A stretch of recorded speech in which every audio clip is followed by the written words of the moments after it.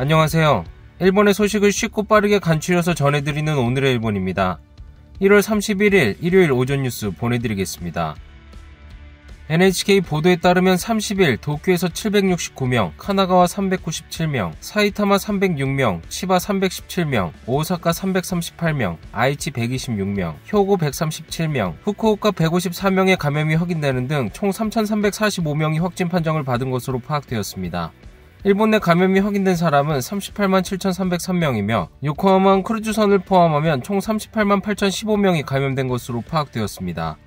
한편 도쿄에서 19명, 사이타마에서 11명, 오사카에서 10명, 효고에서 8명 등 총 91명의 사망이 발생하였으며 누적 사망자는 일본 내 감염이 5,688명, 요코하마 크루즈선을 포함하면 총 5,701명이 되었습니다. 한편 28일 전국에서는 속보치로 59,049건의 검사가 실시되었습니다.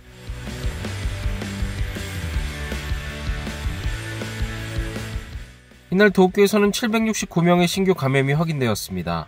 10세 미만부터 100세 이상까지의 남녀 769명이 신규 확진 판정을 받은 것으로 파악되었으며 이 중 386명은 감염 경로가 파악이 되지 않거나 조사 중이고 383명은 기존 감염자의 밀접 접촉자로 확인되었습니다. 연령대로는 20대에서 30대가 총 275명으로 전체의 약 36%, 40대에서 50대는 총 229명으로 약 30%로 나타났습니다.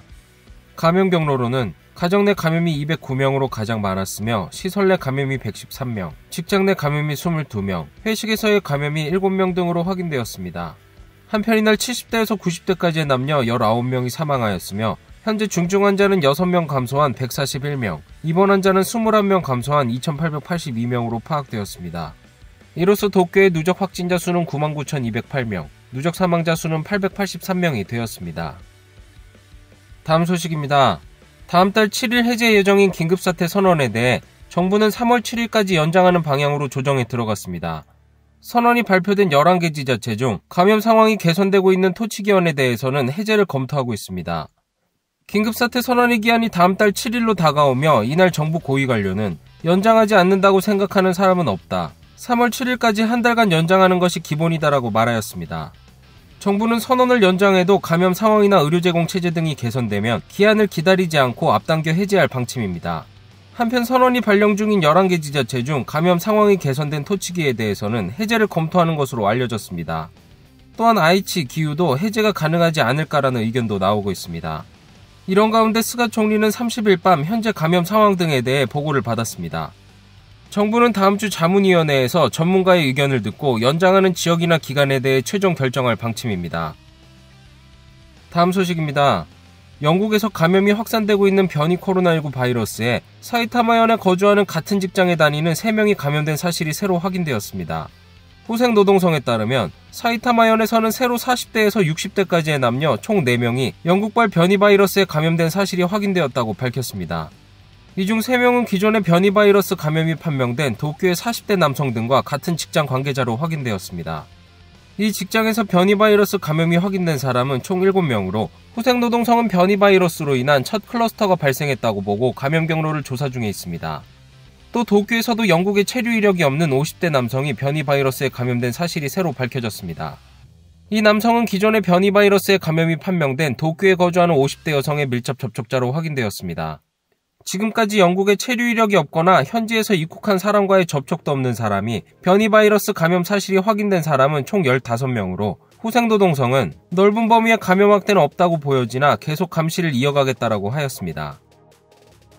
다음 소식입니다.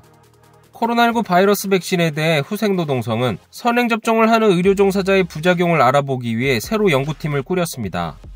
일본 정부는 미국의 제약회사 화이자의 백신에 대해 승인이 이루어지면 최대한 빠른 다음 달 말부터 의료 종사자의 선행접종을 시작할 방침입니다. 후생노동성에 따르면 선행접종이 이루어지는 것은 국립병원기구 등 전국 총 100개의 국공립병원에서 동의를 얻은 20세 이상의 의사나 간호사 등 총 10,000명 이상이 대상이 됩니다. 이에 후생노동성은 접종 후의 부작용을 알아보기 위해 29일 새로운 연구팀이 꾸려졌습니다. 연구팀은 2차 접종 후 28일이 경과될 때까지 체온이나 접종 부위의 상태 등을 각 의료기관에서 관찰하고 부작용에 관한 데이터를 모을 방침입니다. 모아진 데이터는 정기적으로 공표할 방침으로 이 외에도 일본과 공급 계약을 맺고 있는 미국이나 영국의 백신 회사에 대해서도 승인되면 조사 대상에 넣을 방침입니다. 다음 소식입니다. 자민당이 당 본부에 근무하는 전 직원 200명을 대상으로 PCR 검사를 실시하기로 결정하였습니다. 이러한 결정 소식이 보도되자 트위터에는 본인들만 적극적인 PCR 검사, 아픈데 좀처럼 검사받지 못하는 일반 시민은 열받았다. 역시 상급국민, 전국민 부담없이 PCR 검사를 할 수 있는 체제를 원합니다 등의 비판이 잇따랐습니다. 이러한 비판은 1월 22일 감염이 판명된 이시하라 노부테루 전 간사장이 무증상인데 바로 입원한 직후에도 같은 비판이 잇따랐습니다. 한편 야당은 검사 체제의 확충을 요구하는 목소리가 높아지고 있습니다. 입헌민주당의 이즈미 켄타 정조회장은 자민당 총재는 당직자에 대한 PCR 검사의 중요성을 인식한다면 의료, 간호종사자, 적어도 무증상 환자가 되기 쉬운 젊은 의료종사자의 검사는 무료로 실시해야 한다라고 트윗하였습니다. 또 같은 당의 하라구치 카즈히로 전 총무상도 모든 사람이 PCR 검사를 무료로 받을 수 있는 체제를 만들어야 한다. 자민당 직원은 모두 PCR 검사를 받는데 생활보호 수급자는 검사를 받지 못하는 일이 있어서는 안 된다라고 하였습니다. 한 정치평론가는 이러한 비판에 대해 전수검사는 이렇게 비판받을 일은 아니다. 그럼에도 이렇게 비판을 받는 이유는 의원들의 말과 행동이 다른 것에 대한 불신의 문제다라고 지적하였습니다. 국민들에게는 자제를 요구하며 8명의 회식을 한 스가 총리, 심야 긴자클럽에 간 마츠모토 전 국회대책위원장 대리 등 말과 행동이 다른 것이 국민의 반감을 사 당에 대한 불신으로 이어졌다. 여당은 한층 더 신중한 행동이 요구된다라고 하였습니다. 해당 기사에 대한 댓글 반응 살펴보겠습니다. 작년부터 야당이 검사의 확충을 호소한 것에 소극적이던 자민당이 전 직원 PCR 검사라니. 일반인은 바로 검사도 못하는데 검사에 소극적이던 자민당이 솔선해서 전수검사라니. 뭔가 개운하지 않다. 국민과의 정서에 동떨어져 할 말이 없다. 적어도 검사를 자민당 본부 전 직원이 한다면 약국에서 파는 진단키트를 자비로 사야 한다. 국민의 세금으로 하려고 하니 반감이 나온다. 총리의 무능, 자제 못하는 의원, 국민을 우롱하는 행동에 화가 난다. 이렇게 먹고 마실 거면 검사하지 말고 감염돼도 입원하지 마라. 국민에겐 자제하라고 시키고 자신들은 안 하면서 검사받을 자격이 없다. 자신들의 이권이나 음식값은 필요경비라 괜찮다 생각하고 국민 생활비가 부족해서 지급하는 10만엔은 자손에게 부담이 된다고 하는 사람들. 무서운 자유자기당 사람들이다. 고령자가 많아서 검사하고 싶은 것 같은데 밀접 접촉자도 아니면서 검사를 독점하는 건 부끄럽지 않나. 정말 필요한 사람을 뒷전으로 하는 것이 일본의 정치인가? 밀접 접촉자가 아니면 검사할 필요 없다고 한 것은 자민당이다. 밀접 접촉자의 정의도 엄청나게 범위를 좁혔다.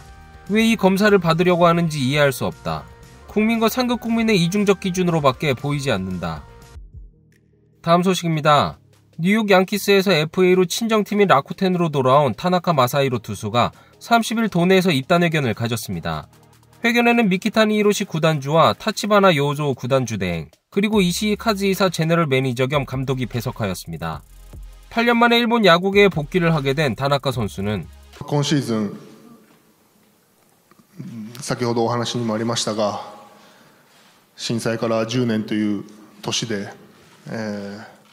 その中で自分が初めてフリーエージェントになって、チームを選べる立場に、あったわけですが、その中でこの10年っていう数字はやはり何か自分にとってこの意味のあるタイミングなんじゃないかなというふうにも思ったので、今回このような決断に至りました。